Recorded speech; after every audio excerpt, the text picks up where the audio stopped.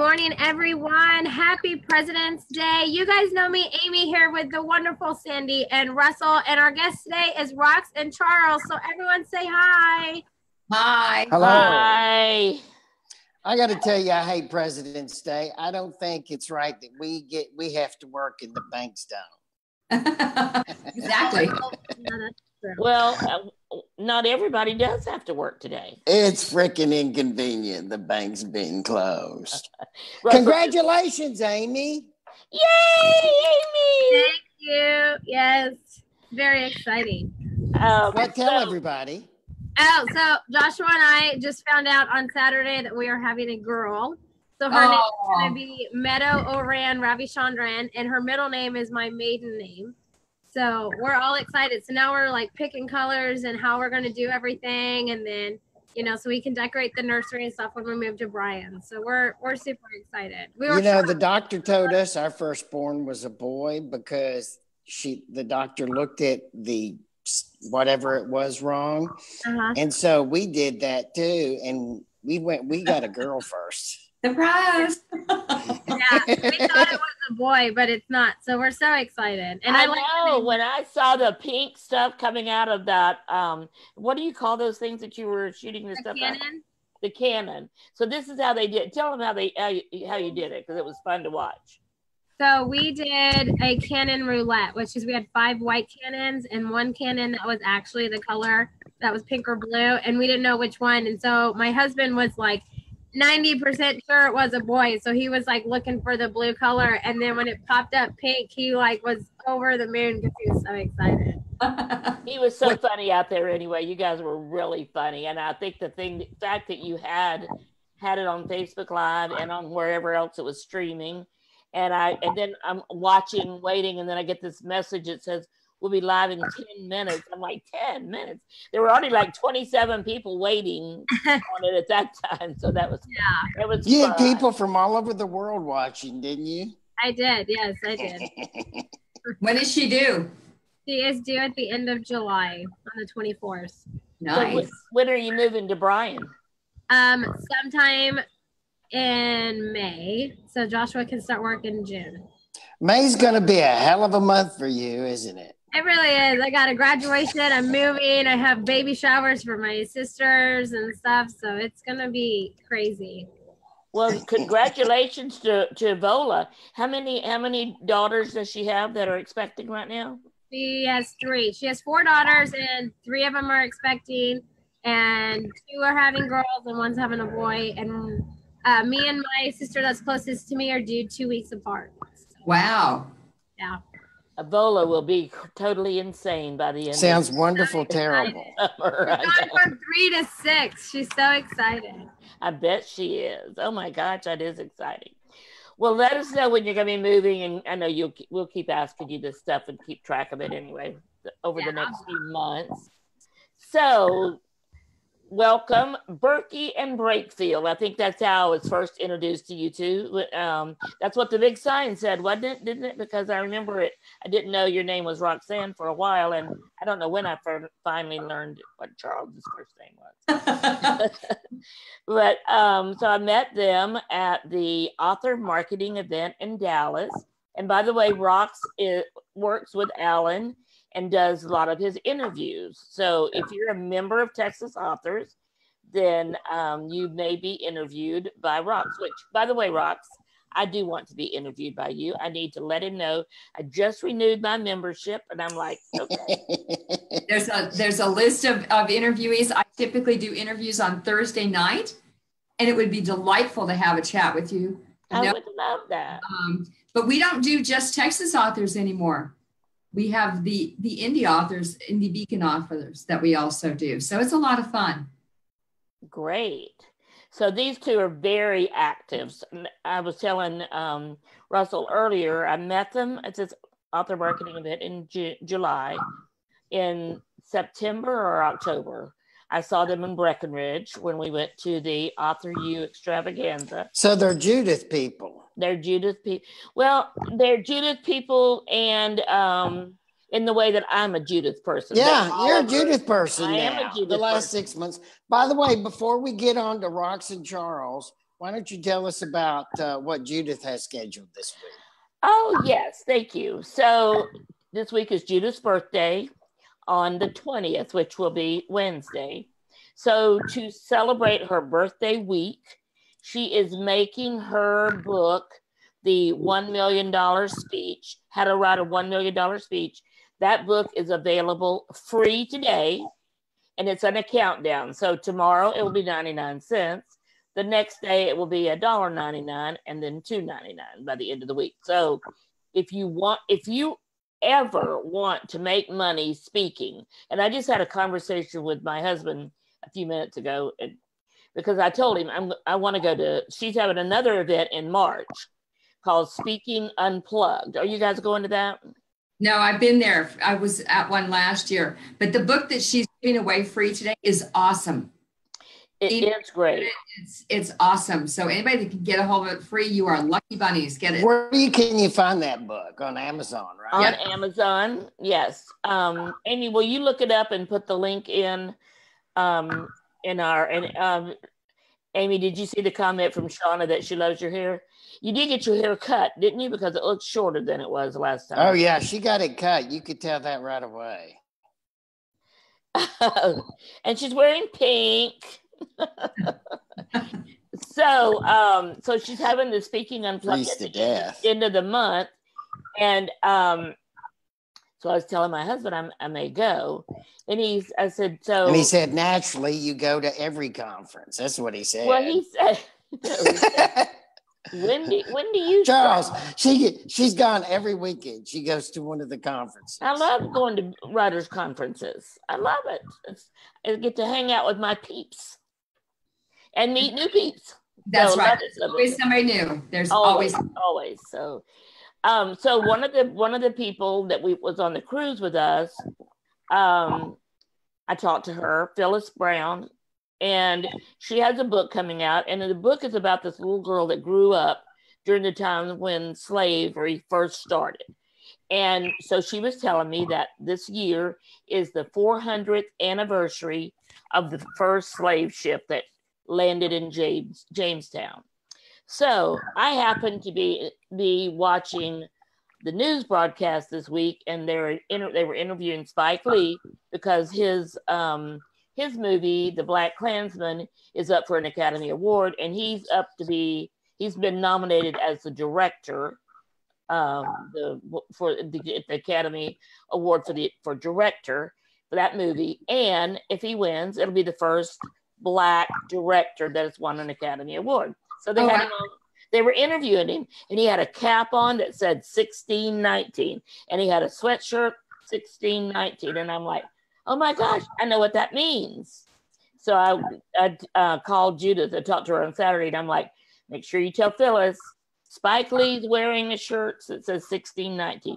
He needs to start promoting that book. So anyway, that's one of the things I do is just pay attention to those kind of things. Yes, Russell. And talk about Sue's book that you have that's come out today too. Yay, and you have so many books happening today. And Sue said that Sue bought Judith's book, and she just posted it is a great book. And so Sue's book, the first one in the series, Hot Flashes, Cold Cases, the first one in her series of cozy mysteries, and they're all very snarky, sassy. Peg Shaw is the protagonist, and she's like, when you read their books, it's like a conversation with Sue, because she's a lot like Sue, of course. Anyway, she's a smart aleck? Yeah, kind of, yeah. So that book is 99 cents, has been since Valentine's Day, and today's the last day. So if you want that, I have a question. Is Sue giving away her first book? We will have a promotion for her the first book. Yeah.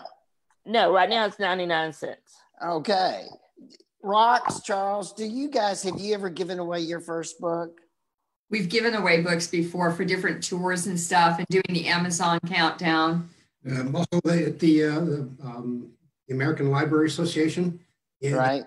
Oh, that was That's all that was handing out books and getting librarians to focus on our work. So yeah. So we had someone on a few weeks ago who her first book, and she's got more than 10, I think. So her name is Pamela Hutchins. Do you know her? And so her first book is perma-free. Yeah. You guys haven't done that yet, have you? No. Have you? I'm surprised you haven't, since you have 10 books out. Just hasn't come across the radar. What can I tell you? Right. Exactly. Okay. Sometimes it's just too busy to get some of this done. Really, and one of the things that she says, so I work with Sue. Sue is my client. She's one of my one-on-one clients. Okay. And one of the things I learned from Pamela and from some of the other people we've had on is that you have to do something every single month because people's memory is very short.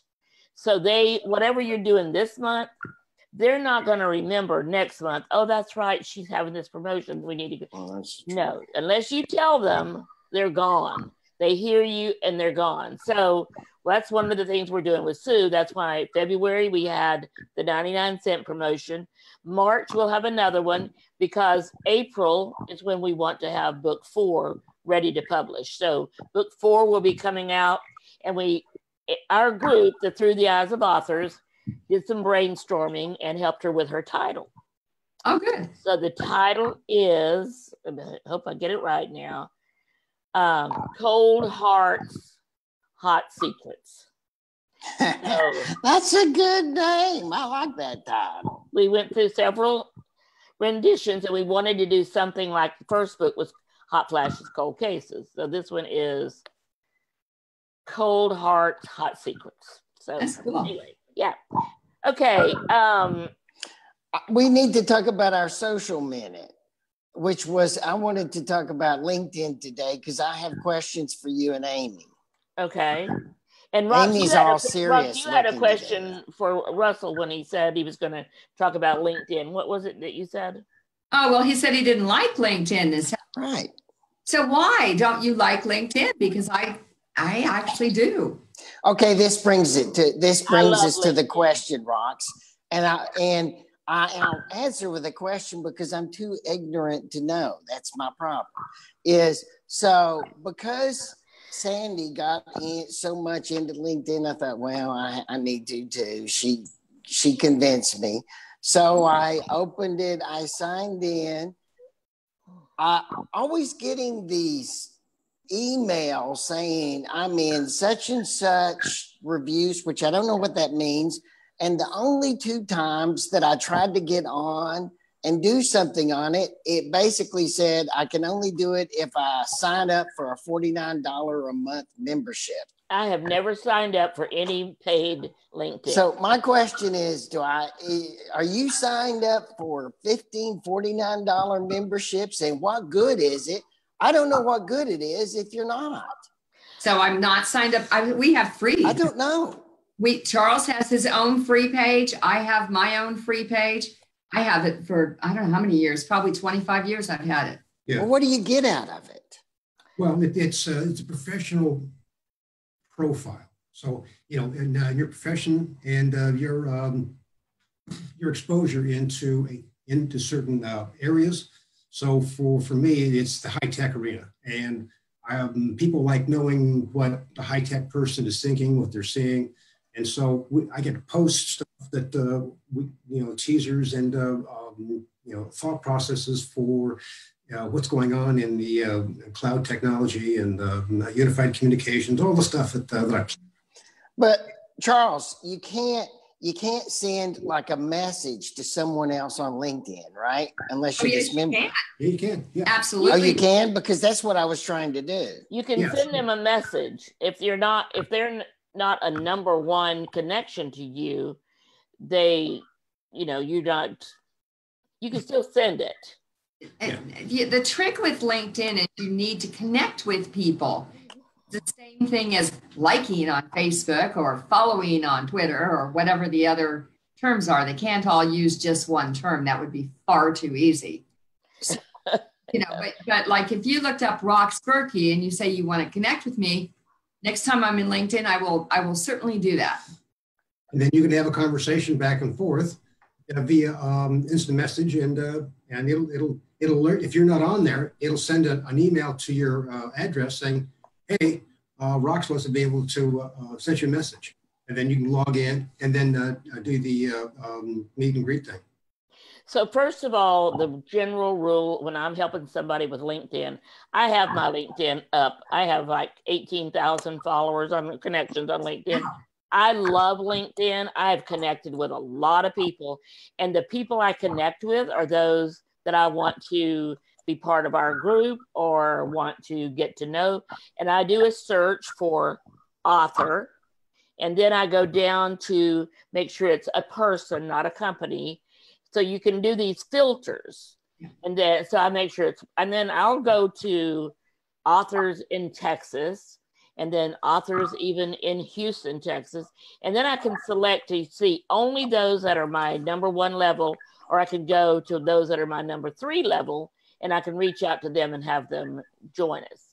So we do a lot. Vola is very instrumental in having me have this many connections on LinkedIn, because every day she does our maintenance, and that means she goes and sends a birthday message to every person that has a birthday.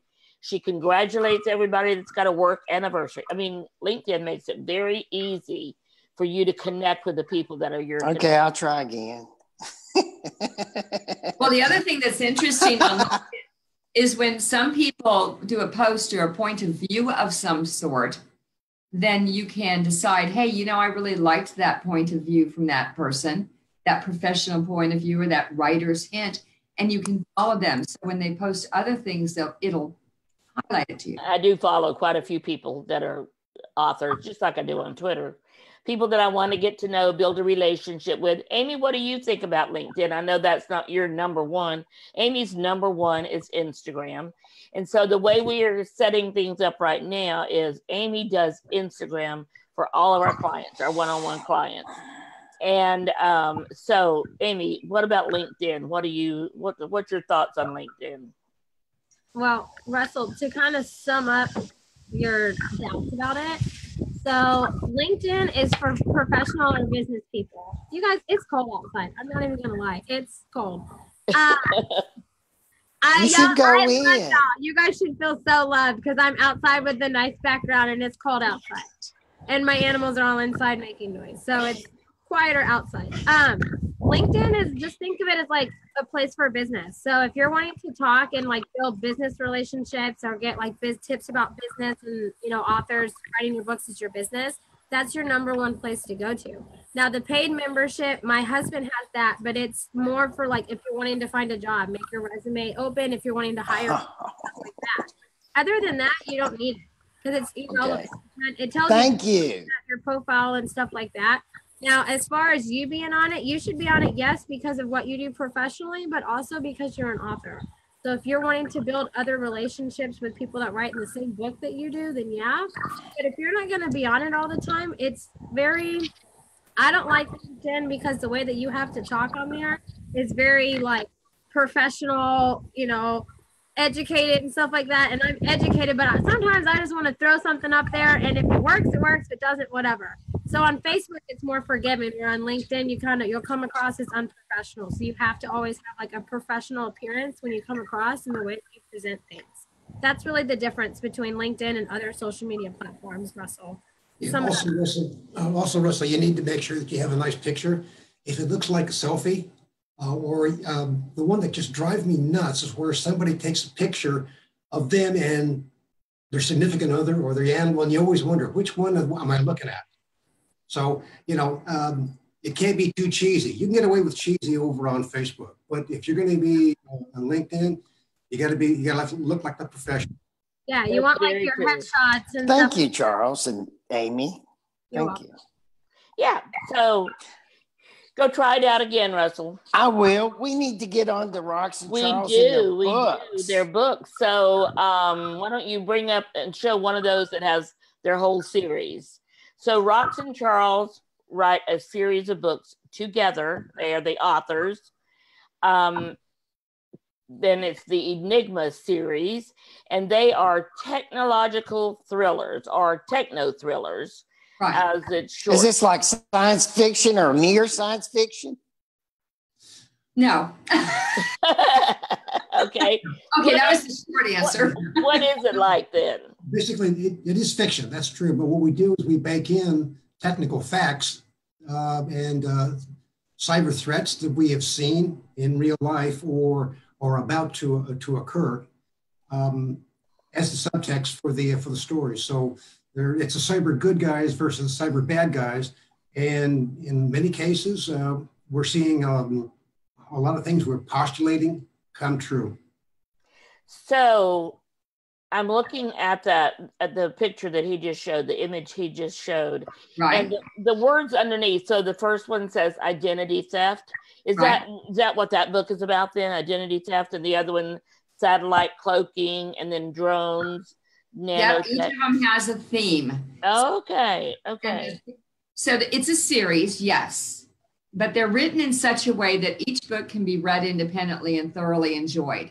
So there's enough of the background that we put in there. So if you really like to play games and you like to play those video games, then gamification or the Enigma Gamers would be a great one to start with, because it talks about the virtual reality space, which is where games are, and how that virtual reality space can be a threat from a security perspective, and what that can do.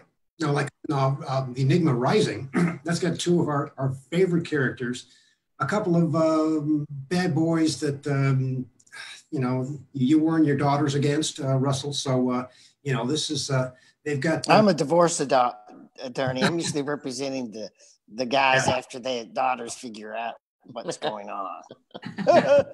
Yeah, but there are a couple of bad boys that have learned to cloak their illegal operations from the satellites, and so it's a fun exercise. It's a lot of great characters, a lot of people that we've met over the years. Thankfully, some of them are in jail. Just so you know, that's we tend to bump into people that are from all walks of life. So some of the characters in your books are people you've met in life, then. Oh yeah. Oh yeah. Wow. Okay. Yeah, some people we get permission to use them in the stories, like we did in book number 7, Gamers. I've got a friend in the Philippines. We got friends all over the planet, and they pop up every once in a while. They get top of mind, and same thing in book number 4. One of the gentlemen that works in the hydroelectric plant in South America. He's actually in Singapore, but he said, "Yeah, sure. I'd like to be able to do that." So, on our next book, Sandy, we're looking for a new evil temptress. So, if you keep an eye out for somebody that we can exploit for that particular role. Okay, yay. But somebody that knows technology as well. Hey, my sister might make a great candidate for you. She's very well. She really, her technology's been her field all the time, and she can be pretty wicked at times. So we have some very wicked people. There's just no doubt about it. The latest, which is the biggest one in that particular picture, the Enigma source, has a real focus on cryptocurrency.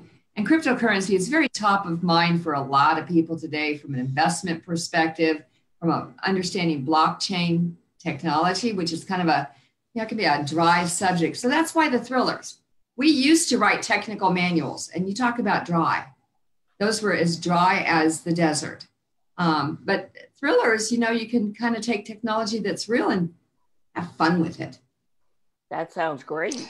Okay, where can they find your books? Everywhere. Well, we're obviously on Amazon. We're also on Texas Authors. They've got a web link there in the Indie Beacon. I always want to say Indie Bacon for some reason, but I don't know why. So, are your books in the bookstore there? Indie, what is it? Indie Lecter. Yeah, they're on Indie Lecter. They are. Yeah. you know, that's an evolving site, Sandy. So any of your authors that want to get their books on there, that would be just amazingly awesome. But, and we need to. Yeah. And here's your webpage. Oh, yeah. You can also buy them from our webpage. We'll ship anywhere in the United States for free, continental United States for free, and we'll sign them. So it makes autographed book. Wow, that's great. Now, just we've been talking about books, but I want to make sure you guys are alerted of the fact that we're also into audibles now. We've got the first 7 books baked and hardened and available as audio books. And so they are available on Audible. The first 7 are done and on Audible. We're working on number 8. And Russell, if you'll kind of tap where it says Enigma book series at the top and let that tab go down and just go on to one of the books. It doesn't matter which one. Well, I want to go on Gamers then. Okay, go to Gamers. That's book 7. Okay. How this site is laid out. All of the stories have been reviewed by Kirkus. And I'm still hunting for that elusive Kirkus star. But if you go down just a little bit on that page, when people come to our website, they can actually get samples of the book in paper and in Audible. That is so awesome. I got to tell you. Who did that for you? Did you do that, Charles? It's been an evolving process. Yeah, this is the stuff that... That's very impressive. Every author watching this should be jealous of this. I am. Oh, don't be jealous. Just come and buy books. We'll help you. That's awesome. So we were talking a little bit before we got started. So this may be the first time we've had 2 authors on, 2 people that write a book together. And it has both of your names. It has Breakfield and Burkey. Right. So, okay. So tell me so we talked to Russell before about this, his writing process. And he's in the process of getting book 2 published or finished so you can publish it. So what process do you guys use? Yeah, especially together. Yeah. Okay. Well, so we have a patent pending process called literary ping pong. And by that, what we do is we start off with we sketch out the overall outline, and then divide up the chapters, and then we bat them, do a chapter, and then bat it over to the other one, and back and forth. And we polish not only the characters, but the storyline using that technique. So when we get finished, even our editors can't tell who's written it. And that's key. That's key for us, because if it looks like that, okay, this one's by Charles, this one's by Rox, okay, ho-hum, yeah. No, we defeat that by using this, our literary ping pong patent pending technique.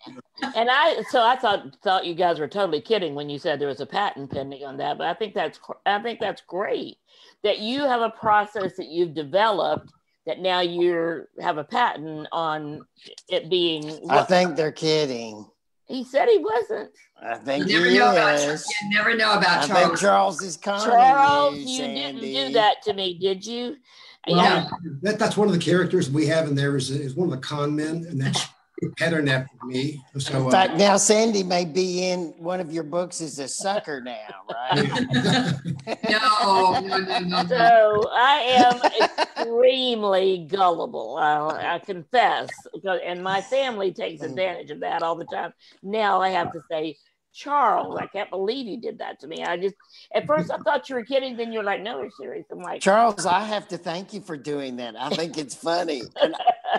It's what we call yanking her chain. So that's, yeah, you yanked her chain, and I'm glad you now admitted it, because now I can kid her about it all week.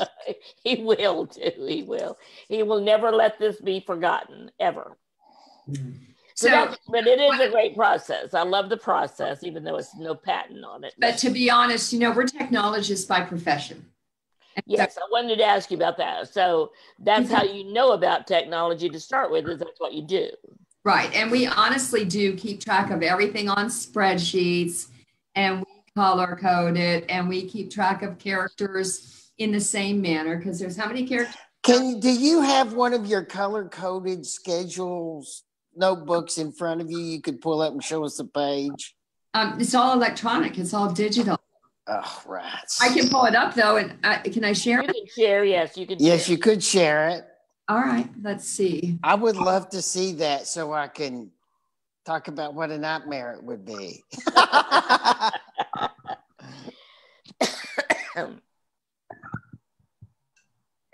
Well, while she's doing Hang that, on, it's open. You found it and it's opening? Okay. We'll wait. Excellent. Yeah. Yeah, we lost Amy. She probably just finally froze to death. She probably went inside. And there she is. And now you can see her new hairdo. Yeah, my hands were frozen, you guys. I love you guys, but my hands they're frozen. So I had to come in. Fine. I wouldn't have stayed out as long as you did. Okay. I am a trooper. I am a trooper. She's trying to pull up her schedule page with there it is. Rocks, you're brilliant. Yeah, so these colors that are on here, and I know which one this is right now. This is Source. This was the most recent one that's been published. So we kind of keep track of the different subplots. Yeah, subplots that are in here, the different threads that are part of that story. And we go through and we double check what threads are covered in what chapters, and then, what happens to them and how they interweave so that we can finally get down to the solution. So what do the colors mean? So what is purple? Otto receives a call from Bruno. So in this particular one, purple stands for Interpol. So that's an Interpol thread. Ah, okay. And then the blue, what is that? Because you have purple and blue. Yeah, so blue is two of our major characters, Jacob and Petra. They're an absolutely beautiful encryptionist and a brilliant programmer and tester. Oh, wow. And then there's characters. So, we have to know who the characters are. We have to know what they wear, what they look like, where they're from, what languages they speak, because the foundation of the art group, who is the cyber good guys in this series, they're out of Zurich.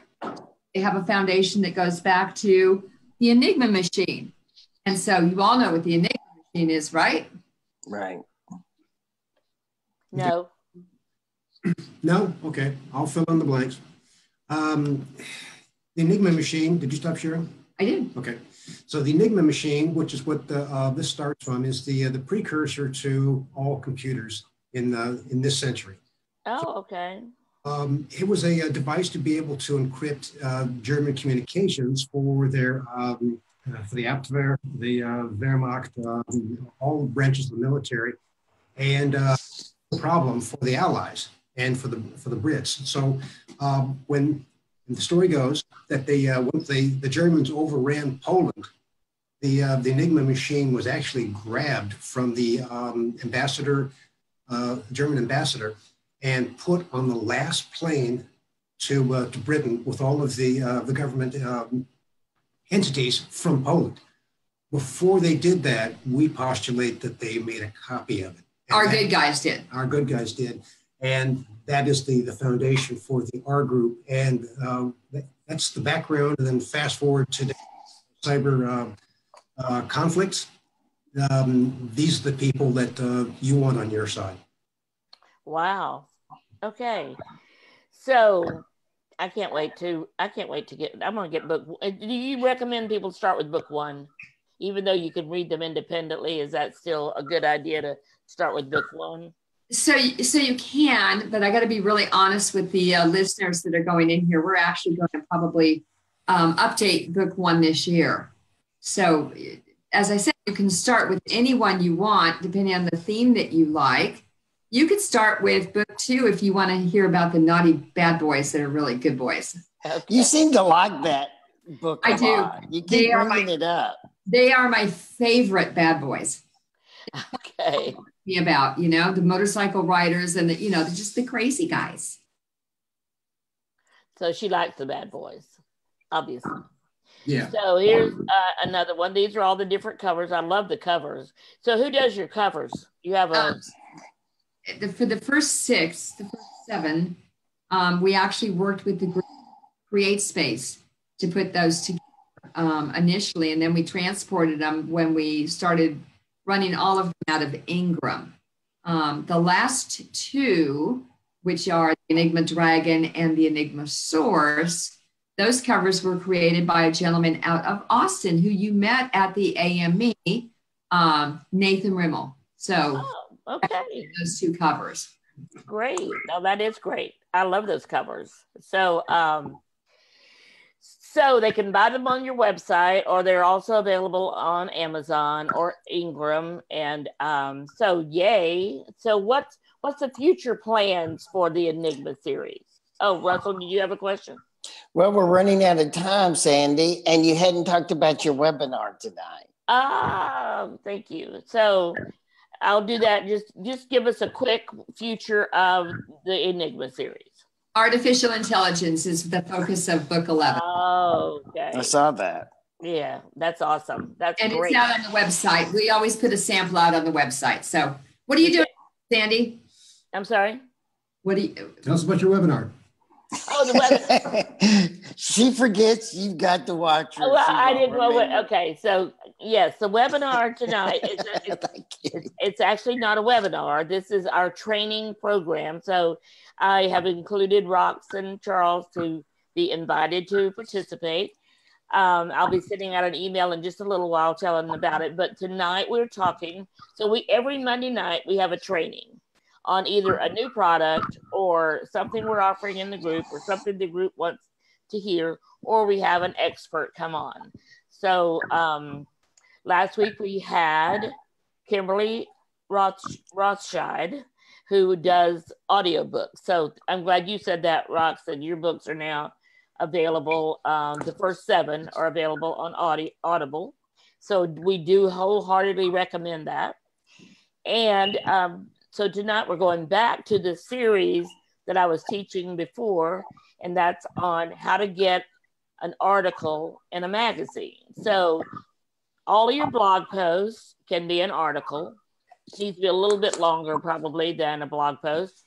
And there are magazines that are in your genre or in your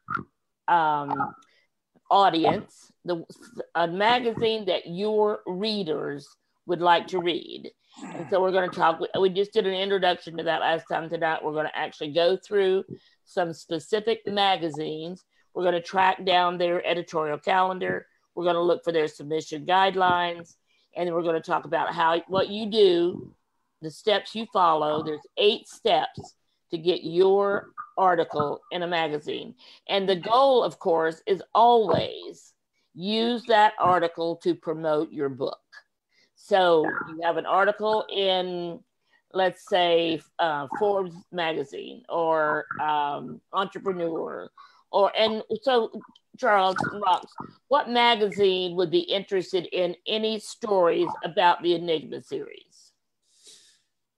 I'd say wireless magazines, some of the high-tech stuff that stuff has gone online, and they do on-demand webinars. So it's almost all the stuff that I look at is almost always from manufacturer level. So casual reading is not really what I get to do very much.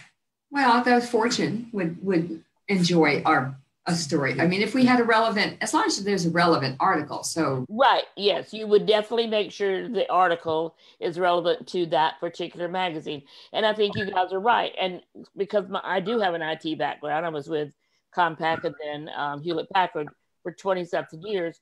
I do know that they have conferences all the time, and they have trade magazines, of course, and all of that I believe would be interested in a fiction book about what they do as nonfiction, the technology that they do. So I would definitely recommend you check into something like that. And so we'll be talking about it more tonight. So I hope you guys can join us. So tonight, 7:00. Amy, will you put the link to the webinar or to the series, to the membership? Put that in the comments. So just join us at 7:00 tonight. And again, I'll be sending out an email with the reminder and with the link. So that's it for me. Anything final words from you, Russell? Nope, I'm off to court. You're going to be court the rest of the day, you said. Yay, yay. So Amy, any last words from the mom-to-be? the social media mom to be. No, thank you guys so much for joining us. I like reading tech books and stuff like that. So I will definitely be reading the gamer one for sure. So thank you guys for coming on. I have a son that is a gamer, has been. He's 51, has been into games his entire life. As a matter of fact, so have I. Have you really? Yeah. Do you do Pokemon? No, I'm not stupid. I'm just. I can tell you that this past week. You can tell, guys, you can tell Sandy has no idea what she just asked. So anybody who would like to do one of our audibles and do a review, they can send us an email. I'll give a code for a review. Yay, that sounds great. Oh, you should put that at the bottom, Rox. After we get off, you should put that in the comments. Yeah, write a comment in the Facebook Live section, Rox, and tell people that. I did want to though, Amy. Anybody we had quite a few people joined us.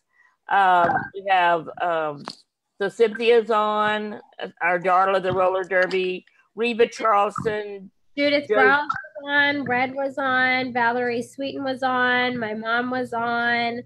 Bill Megan Hart was on. Charles Mead. Charles, I have not seen you in years. Charles was the producer at Box 26 Houston years ago when I had a monthly program called Author of the Month. And he was the producer. So, Charles, good to see you. Victor Brown, Katie Kidd. Marianne is on. Marianne, I miss you. We need to get together this week. Just don't want to miss anybody. Shauna was on. Shauna, we want to hear about your book club. How's that going? Nicole was on, and Vola Sue. Love you, Sue. Jeremy Jack will be our guest next week. So Jeremy is a gamer. So Jeremy, I hope you got a lot out of this. His book that he's written is a game. So so we can't wait till next week for him. I think I got everybody. And he's a illustrator, artist. So we've been talking about him doing illustrations for my children's books. Oh, nice. I just saw that Joanne Wagner is on. So Joanne, yay, loved your book. So Sir Pigglesworth, hello to Sir Pigglesworth. Yeah. And we have to have Joanne. We have to have you on soon, and Bill, if both of you want to be on. So we'll have another couple of. Okay. Thank you all. Thank you, Charles and Rox, for being with us. Thank you. Love you guys. Can't wait to see. And I'm going to go get the book. I don't know if I'll get the gamer book or not, but maybe I should, so I'll know what Pokemon game. Love you guys. That's so bad. Have a great day. Good luck with the baby, Amy.